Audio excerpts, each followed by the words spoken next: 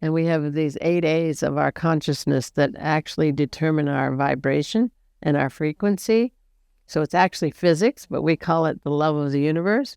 But when we incarnate, like I said earlier, when we incarnated, we gave permission to this overarching act of free will to go on this journey. So everything that happens in our lives happens for us, not to us. Welcome to the Holomovement Awaken Your Purpose podcast, where we interview incredible people that are living and breathing their purpose. And you can too. If you would like to support this programming, drop us a like or leave us a review. Now let's dive in. Hello, my name is Senka Caro. I'm founder of LightNet, and my passion and purpose is to make the impossible possible. I am here following up Andrew's interview with Connie, Baxter, Marlow, and she is the co-author of the Trust Frequency and the gallivanting traveler that is the co-filmmaker. As Andrew and Connie go around the world, they interview incredible people, and they're going to be joining us at the Holomovement Wave in Portugal. Thank you, Connie, for coming into the studio today. It's been amazing hanging out with you here in Sedona these last couple of weeks while you guys have been here. You guys always seem to raise the vibration of the people you touch, and you're always so full of knowledge and so interesting and so loving and kind. So it's great to be back in Sedona. You know, we lived here from 2004 to 2018. We had a retreat center in Page Springs. So we have lots of friends and family here. So it's always great to be back. That's awesome. So, Connie, what did you discover your purpose to be? Well, it appears, in an ayahuasca journey, I was asking for a name. And this voice came to me and said, "Your name is Eagle Woman. It is your job to fly very high and report back all that you see." And that described who I am. So if you want an articulation of my purpose, that voice came and gave an articulation to it, because I do see big pictures. I see the future. I see the coming of peace on earth and heaven on earth. I may be crazy, but it's very real for me. And so I guess that's an articulation of it. It came to me early on when I saw that we were missing pieces of our paradigm. When I was in my teens, I guess I came to ask that question: what are the missing pieces of our paradigm? Because I saw Florence Nightingale, and I don't know if you know the nurse in the wars, and she was so giving and so loving. I had sort of an epiphany that said, why aren't we all acting that way? What is up with how we treat each other? And so I went looking for the missing pieces of our paradigm. And I took up with an Austrian Olympic ski champion. I was a skier and a racer, not an Olympic racer. But I went to Europe looking for the missing pieces of our paradigm, because he was more disciplined. He had a different construct. I grew up in the state of Maine, the great state of Maine in New England. And it's a certain way of being there. And he just had a different way of being. And so I had a trip to Europe and just found the same thinking there. And when I came back from Europe, some Indigenous elders started coming into my life.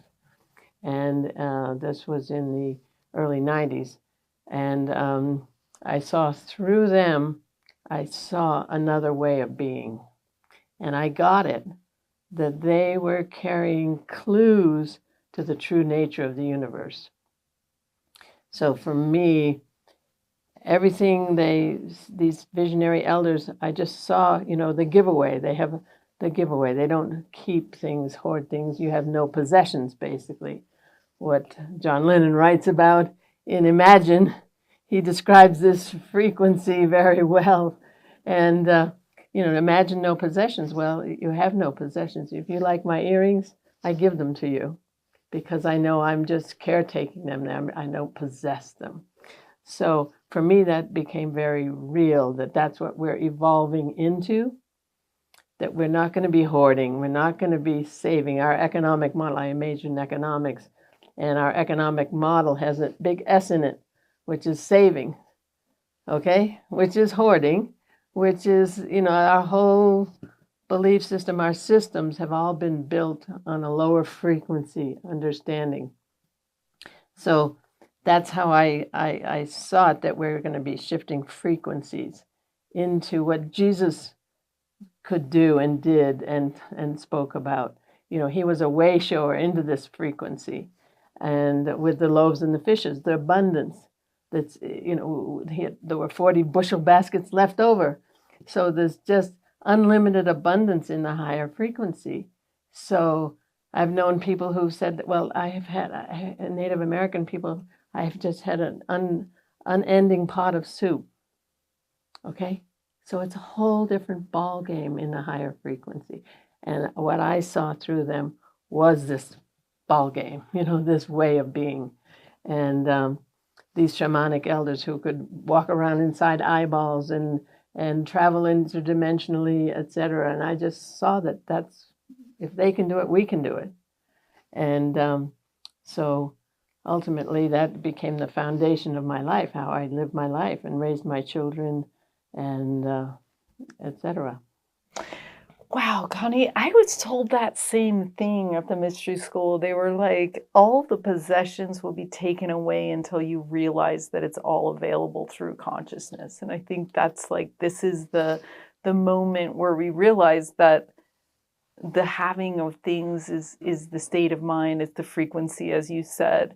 Now, Andrew mentioned that you really form the bedrock of the Trust Frequency book, that your knowledge and that your very unique perspective. Can you tell us in like what you hoped to convey in that book? Probably what you were talking about, but keep going a little bit more on this because it's such an important book. Well, it's so cool that he honors that. When he spoke to you, he honored that, because it really gives it a validity, because he is so expansive in his knowledge and his experience. For him to say that really gives it some credibility, because I'm not a PhD, I'm not a yada, yada, yada, whatever. And it's just something that I see and know, and I'm a reporter of. And so the essence of it is, see, because with these Indigenous elders, what I saw, and I say, flip the switch, I got it, that's what they're carrying for humanity, that we're all going to this place at this higher frequency. And the word frequency came into it because after several years with Wallace, Black Elk, Grandmother Bertha Grove, all these various, I say visionary elders because they were into the universal knowledge that they're carrying for humanity. I feel and know that they have a covenant with the Creator to carry this for the future. And I saw this 30 years ago. That future is now. And people are opening to the Indigenous ways and Indigenous knowledge. And it's the cosmology. It's the understanding of the nature of the universe that I got, that piece. So after a couple of years, someone asked me if I'd read the book, The Holographic Universe by Michael Talbot. 3 people asked me, the third person put it in my hands, and I actually read it. And I'm like, OMG, this is describing what Wallace Black Elk has been trying so hard to have us understand. Okay? So I got it that quantum science was proving this. And so what this trust frequency construct is, we call it a synthesis of indigenous cosmology and quantum science, because it's neither one. It's a synthesis. It's something different that I see and know and is my reality, absolutely. So it really is a construct that one must take these 10 assumptions as absolutely true, which we're not saying they are, because that's dogma. But if you choose to accept them and take them as absolutely true and walk in absolute trust of a conscious, loving, abundant universe, you shift frequencies. It's pure physics, pure unadulterated physics. And that's what we're trying to convey in these times. It's physics. What reality we're in is physics, what frequency we're in. And Nassim Haramein once said in answer to a question on this group thing that they always had once a month, I think. He said that when we tune our antenna to a higher frequency, there's more information. Okay, so that substantiated my understanding that it's a frequency thing. Okay. And Henry David Thoreau, I do a lot of work with bringing the mystical Henry David Thoreau to the table with the Thoreau Society. And in his conclusion to Walden, he says, I learned this, at least by my experiment, that when one walks confidently in the direction of his dreams, he will pass a certain boundary. He will set certain things aside, and he will see and act, and the world, I've just lost the exact quote, but he will live with the license of a higher order of beings. Okay? So that's, you see, I get my information that way. Spirit brings me sentences, statements, information, and I get it. And I got it from that statement of Henry Thoreau, that we will live with the license of a higher order of beings in a higher frequency when we walk confidently in the direction of our dreams, which means we have to walk it. You can't just think it, you have to walk it to get into that frequency. I'm so glad you're saying all this, Connie, because I always say, I teach spoon bending, all these magical things, but there's nothing more magical than watching someone walk through that barrier. And, Joseph Campbell has the same quote. He says, when you get in this state, doors will open when there were only walls. So it's a quantum shift where all your dreams come true because you had the courage to walk into them. Yeah, and have the trust, it goes completely out of sight of logic once you have that courage. Like, it seemed impossible just a month before to do these things. And then suddenly the whole environment changes around you. It's, what a powerful thing. Connie, what was the biggest struggle that you faced over the years in living and pursuing your purpose? Well, not really. I can't say that I've had any struggles, because I don't take things as struggles. I mean, people thought I was stark raving mad in Aspen. I was in Aspen, Colorado, where I birthed and raised my kids. And because of my background, my education, I have an honors degree in economics from UC Berkeley. I come from a significant family in the state of Maine. So I came to do this. So I didn't come to win any popularity contests. I came to do this. I always said I was going to make myself a little necklace with 2 little brass balls on it. Okay, so you just come with the personality, with the tools to become it. And I actually tried at one point to not be that, because my brother, when I was 18, my brother said, Connie, you're just like Dad, and it makes it on a man and it doesn't on a woman. And so I tried to be Melissa Milquetoast and just kind of just step back and not be the personality they am. I have a powerful personality. And I've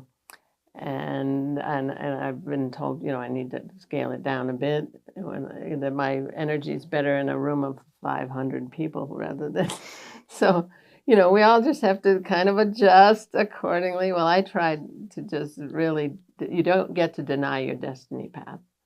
That's one piece of advice I would give people, because you came here with a gift. You promised to bring a gift to the party, and all of creation is awaiting that gift. And it just doesn't work to not bring that gift. And in the 80s, I had 2 little children. Actually, I had 3 little children by the time this occurred. And my body shut down. And I thought I was dying. And I went to the allopathic medical route.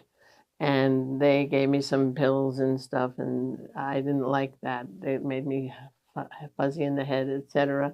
So I said, sorry. And then in Aspen, there was a acupuncturist, which was at that time not legal.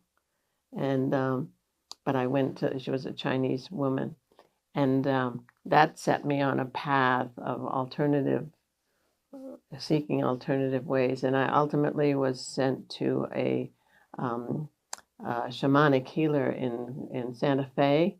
I had started the Santa Fe catalog in 1976, and so I had a relationship with Santa Fe. And I went to I had called somebody, and I said, well, is there a healer or somebody in Santa Fe? And she gave me the number. I went to this guy, and he said, you'll have some idea of what went on here today. When he just put me on a crystal bed and did whatever. And he said, write to me and tell me. And I think my watches started stopping and starting on time, all these phenomenal kind of situations. And so I would write to him and say, this happened, this happened, this happened. And in the mailbox was 2 letters, one from my father, who I was going to be a business person. My father thought I was going to be president of IBM. I was going to, I had the stuff, right? So here comes these 2 letters. And the one from the shaman said, you are an old soul that awakens to the mystical very easily. You have made contact with the divine energies, and they are communicating with you through your experiences. Okay? So then I opened the letter from my father. Anything that has anything to do with mysticism or religion or any of that is bullshit. I mean, we're from Maine, and Maine people swear as punctuation. Okay, so so this was my divergent point, and I wrote a letter to my father, a goodbye letter. You know how Saint Francis, when he hands Saint Francis when he gets with his father, he was raised as a wealthy guy. And he's in the courtyard, and he takes off all his clothes, and he goes to his father, and he says, I am no longer your son. You're aware of that? You can see that in the movie Brother, Sun, Sister, Moon. And so then he walks out of the plaza and goes to this old broken down church and starts his whole thing, his whole ministry or whatever. So I wrote my dad a goodbye letter and said, it's been real, Dad. And he never understood another word I said from that day on. But he stayed a friend and a supporter. And so he really tried, but he just couldn't, he didn't have the, I say it didn't have the slots in his brain to take in the information. So so that's that story, and then I just started a whole new way of life and a way of being, and then these elders started coming into my life, and I saw this, and so I started an organization called Friends of Earth People, because it became my destiny path to share the native understanding of the nature of the universe. So I committed my life to that and brought these elders to Aspen and put them on stage, and I was saying stuff that they didn't even understand, because it's a synthesis. Wallace Black Elk said to me, he said, Connie, you read between the lines and you teach me. because they know that it's an evolutionary process, that it's about the heart of humanity coming together, us all coming together and creating a whole new way of being on the planet that's never been here. So that's my knowing, and I know that we're not going back to anything. We're going forward into a completely new way of being, which you manifest, my darling. You are just such a vehicle of extraordinary ways of seeing, being, and implementing change. So, yeah, it's just the veil is thinning. We're able to see now that we are one. We're not seeing it quite yet. We're not there yet. We're talking about it because the veil is still there. That I see you as Zinka, and other people see, at different levels, but generally speaking, there's all this talk that we are one, which is great, which is important as a process to getting to the fact that we're going to see it, we're going to know it, it's going to be there. So then war will be obsolete, because it's ridiculous to go to war with yourself. And in this higher frequency, there's more abundance than we can fathom. So there's nothing to fight over, because this is all being fought over stuff, over oil, over possessions, over land, over whatever. So there's nothing to fight over and no one to fight with. So peace on earth is a given. So that's my reality, and I'm sticking to it. I'm a reporter, like that the voice said. Report back. So I don't care what anybody does with it. I'm not trying to convert anybody or change anybody. I'm just saying, okay, this is what I see. This is what I know. I raised my kids accordingly. And people see that. Andrew and I live this stuff. And he came over with $26 in his pocket. Was it 26? I can't remember exactly the amount. As a young man, he had nothing. He came with no family support, nothing, raised 5 kids, and he said to them, don't have a fallback position because you'll fall back. Okay, so he raised his kids in Trust Frequency as well.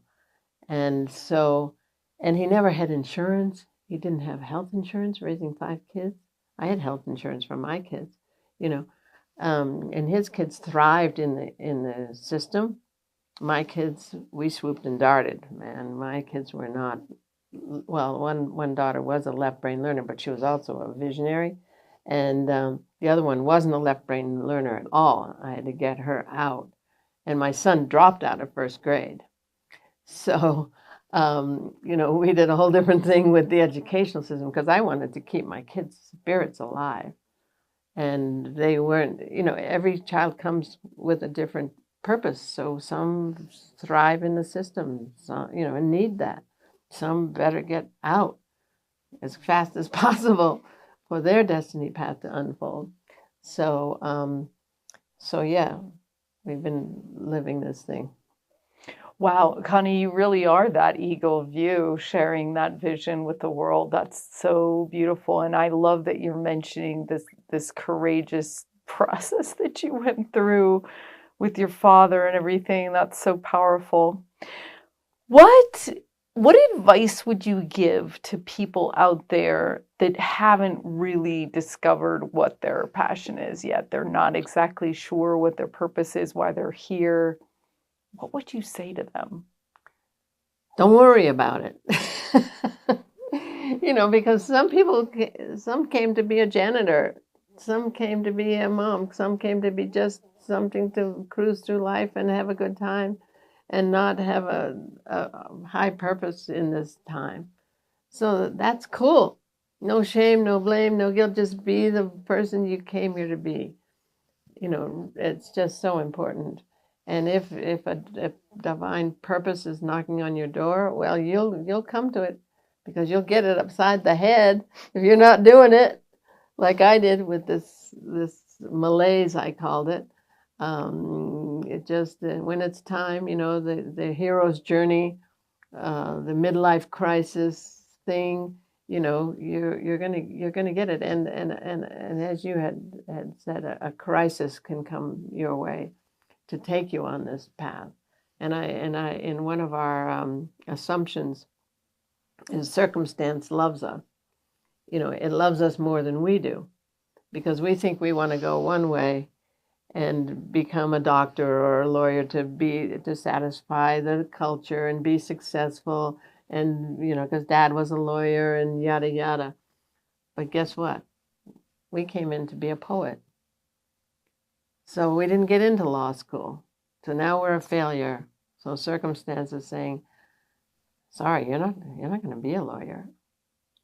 And you sit down and you start writing poetry, out of your shame and your guilt and all your everything, and you start writing poetry, and then you realize, hey, I'm here to be a poet. I've got something to bring through my poetry to the world.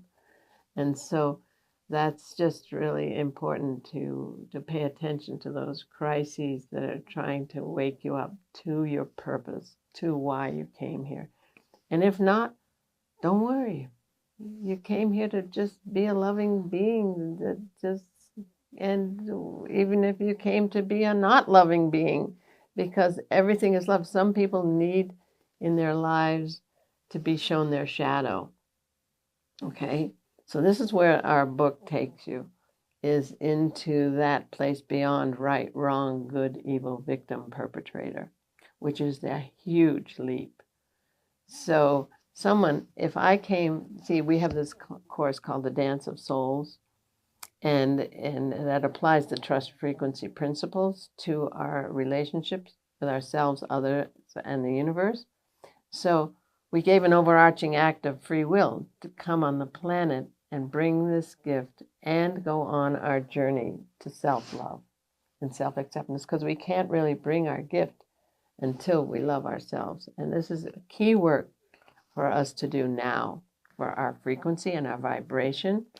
So we come in, and people are here to show us our light, but they're also here to show us our shadow.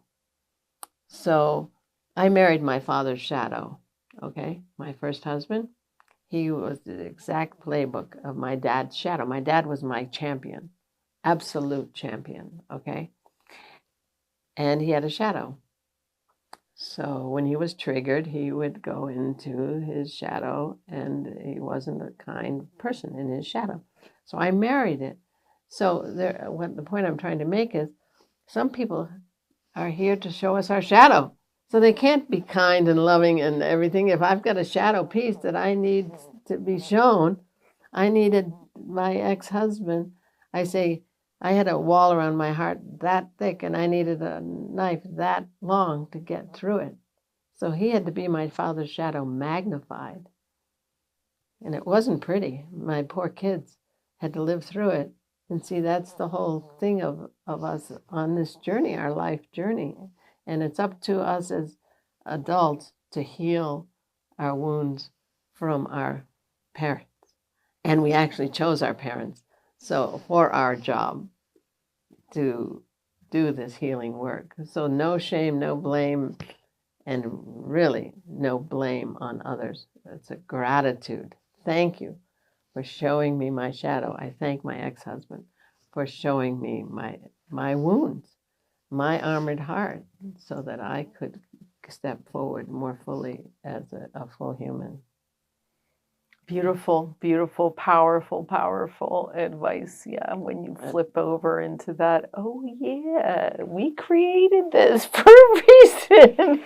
For a reason, huge. And so this whole love thing, treat everybody with love. See, where we take it with the trust frequency, see, that is love. See, we resolve the love, not love paradox, we call it, so that my ex-husband, that was love, him showing me my shadow. Okay? That's huge. It's huge, because all the things we see as not love, if you take our construct as absolutely true, are love. Not human love, compassion, empathy, kindness, generosity, those things. It's the love of the universe, which is the capital L. We call it the capital L. So the love of the universe is unconditional. It gives us everything we ask for. What are our requests? Our consciousness. And we have these 8 A's of our consciousness that actually determine our vibration and our frequency. So it's actually physics, but we call it the love of the universe.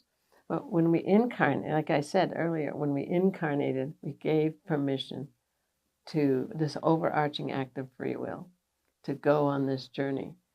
So everything that happens in our lives happens for us, not to us. So it's very, very huge leap when you take that universally. Yeah. Okay. You hear what I'm saying? Oh, yeah. All right. So. Yeah, my friend Susan Schatzer, who works with LightNet, she does these miracle healings because people in their heart, they just go, whoa, I just created that for my benefit. They like all the demons and the people that harmed them and the anger just goes, whew, and they see the gift and they go, whoa, and all the everything drops like instantly, like their illnesses drop, like their lives change. Yeah, huge. Yeah, huge. And people are getting there. People who've been abused, people who've been trafficked, people who've been all those things. They can transmute that into seeing and knowing I wouldn't be who I am today without that. So, and then taking that on a global level, it's huge. But until we get there, we're still in a lower frequency. We're still in victim, perpetrator, the other, etc. So our book, which Andrew wrote and did an incredible job of honoring my reality and bringing what he knows to it, because as you found out, he's very broad in his experience, his knowledge. I mean, he's brilliant on so many levels. I'm just a little girl from Maine who sees big pictures, and I get it. And my family in Maine were philanthropists and governors and mayors and people who stood up for women, the earth, the water, and the animals in office and gave the family fortune to the people of Maine to be in Baxter State Park, 200,000 acres with 40 mountains, Mount Katahdin in Maine, and more. So I came from a situation that led me to these questions, because what were they resonating to? They didn't believe in inherited wealth. So this little girl from Maine, from a little town in Pittsfield, Maine, I guess I came, my ancestry, I'm a Mayflower descendant. We do a lot of work around the founding of the spiritual origins of this nation with the Mayflower pilgrims who were seeking to build a society built on freedom of conscience. Okay? This place that we're speaking of. Okay, that's what they were about, and they've been so defiled by revisionist history. Nobody understands who these people were, what they were seeking, and they came here and lived in peace and friendship with the Native Americans for 54 years in this higher vibration. The leaders were they were in this higher vibration, and there was this spiritual alignment because that's the Native way. It's our direct connection to Creator.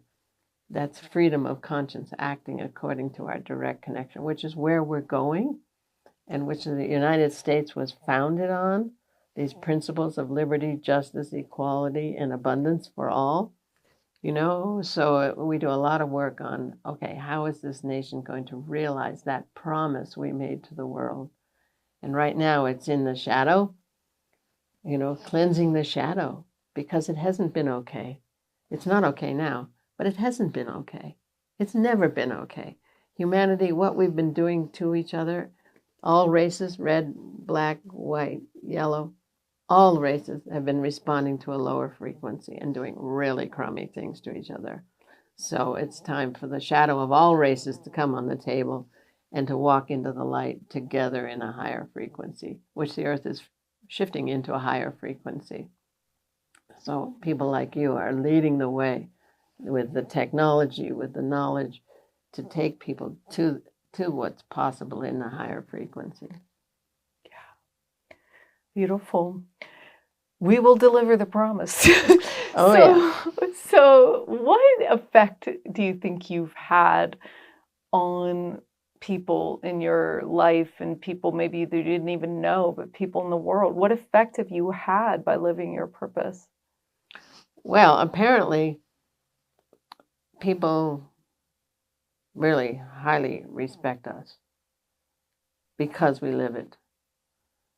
Okay, you know, we're not best-selling authors. We're not, you know, I say we're not center stage.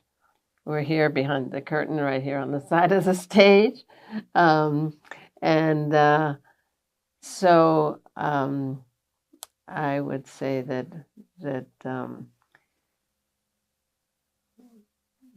it's affected people's lives by just witnessing how we live and what comes to us, the abundance that comes to us, and we don't work for it.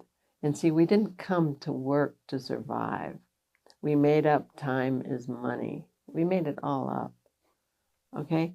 We came to give our gifts and receive more than we can fathom, because that puts us in a higher frequency where there is more. So individual realities, we can shift our individual realities. We don't have to wait for the collective. And we're an example of that. So I think it really inspires people and it gives them courage, because everything's falling apart that we thought we could depend on and trust. Okay? So really what's happening is we have to trust the loving universe. You know, in God we trust. You know, that American that's on all our coinage and everywhere, the American model, and that's absolute. In God we trust, and we don't go to a religious thing at all. We don't even go to the spiritual thing in our book. You know, it's really, okay, how does the universe work? You know, it's very left brain. It came through my left brain and deductive reasoning. So that's what we're offering. Okay, your core assumptions about the nature of the universe. You know, have a look at those core assumptions. Have a look at these core assumptions, these definitions and assumptions. And what people say is, it's giving words for something I knew, but I never had the words for. So sitting in the heart of humanity, and all of creation is awaiting the opening of the human heart. Sitting in here is the knowledge, is the abilities that's going to change all of creation, because it's a holographic universe. We are all of creation. So everything we think, see, do, and feel matters. So I would say that, you know, we just give people a little bit of light, a little bit of inspiration and courage to do it, to walk in trust, because that's all we're going to be able to do, because everything else is falling apart. Beautiful. Connie, what do you think the world would look like if everybody was living, or a majority of people were living their purpose? Well, we'd have peace on earth, because once we're at that frequency, if the majority of people on earth, is that what you said? If the majority of people on earth were bringing through the gifts they promised to bring and happy about it, you know, so no shame, no blame, no guilt, no anything about, hey, I didn't come to change the world. I came to be a good mom, you know, or I came to be a good janitor and just sweep the floors and smile at the people, the kids as they come and go from their classrooms, you know. So not thinking, oh my God, I've got to find my gift because everybody says, you know, no. Some people came for a big deal and some people didn't, and whatever it is, just be happy with it and walk into your purpose. If the universe is calling you forth, you better do it, because there's no way you get to deny it.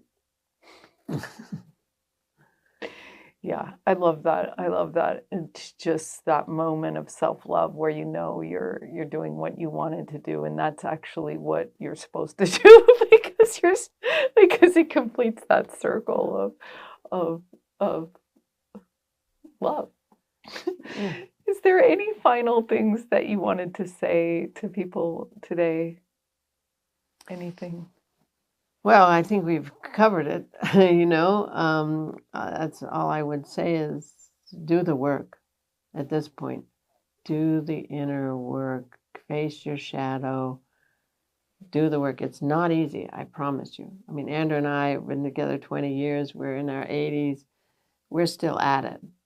So those triggers, don't go into blaming others. Go into, okay, what is that trigger saying about what piece of myself I don't love? And watch your reaction, because that'll give you clues as to what is sitting in there. And it's critical for these times because the frequencies are splitting. And some people say there's two Earths going to be happening. So get that work done so that one is in that frequency to go to this Earth. If it's, so you don't want to be hanging out on this Earth where all this lower frequency stuff is happening. You want to get to this Earth where you aspire to. But if you haven't done the work, you're not going to get there because it's pure physics. That's all I have to say. You don't get to fool the physics of it. It's vibration, it's frequency, it's physics, and it comes to self-love, self-acceptance, alignment with our divinity and our purpose. And that's our online course, The Dance of Souls. Beautiful, beautiful. Thanks, everybody, for joining us today. You'll be able to hang out with Connie and Andrew on the beaches at Ibiza. This is really a time to be in a different frequency of people that are in that self-acceptance and self-love and kindness. That was one of the things that really struck me when the Holomovement, the first Holomovement, is just like, wow, I've never met so many kind people in my life before. And because the frequency is so high, your dreams tend to come true because the synchronicities show up because you're in that joy. And it's such a beautiful time to be together, whether you're listening to the music or doing a workshop or walking by the beach. This year they really did prioritize keeping us all together so that we can make these friendships. Oh, I just got chills. And really spend time with these special people that influence us and uplift us and bring new possibilities because anything is possible. The universe is loving and abundant. And absolutely beyond our wildest dreams. We can't even fathom what's there. And so Cascade is going to really bring us together, and we're really looking forward to it. Yeah, excellent. Yeah, Portugal is it's one of those places. It's like Asheville. I just got chilled again. It's like a Sedona. There's already a very high. Lisbon has collected these mystics, and these people that have been seeking the eagle view in life. So it really is it's going to be amazing.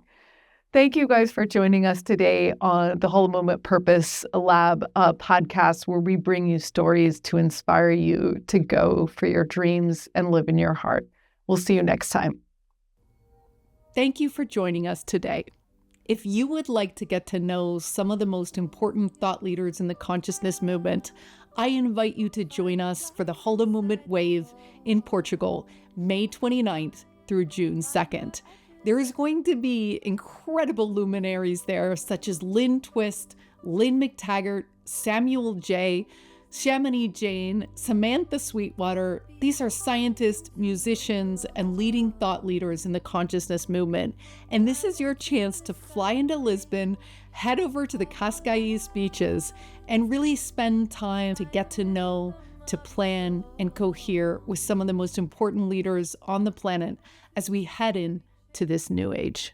It is our goal to give you the courage to begin to identify your passion and live your purpose. for the sake of yourself and for the sake of us all. Over the course of this multi-year collaboration and research project, we have identified patterns and a 7-stage process that many people go through on their way to living their purpose. If you'd like to browse our archive or figure out what stage you're in, head over to holomovement.net/purpose. If you would like to browse our living library of resources, or if you found your purpose and want to contribute what worked for you, head over to lightnet.org/purpose. And as Mark Twain used to say, the most important day of your life is the day you're born and the day you figure out why. You're not alone. We will look forward to helping you on this incredible journey. This has been a collaboration between Holomovement, LightNet, and incredible people like yourself. Special thanks to Good of the Whole. We'll see you next time.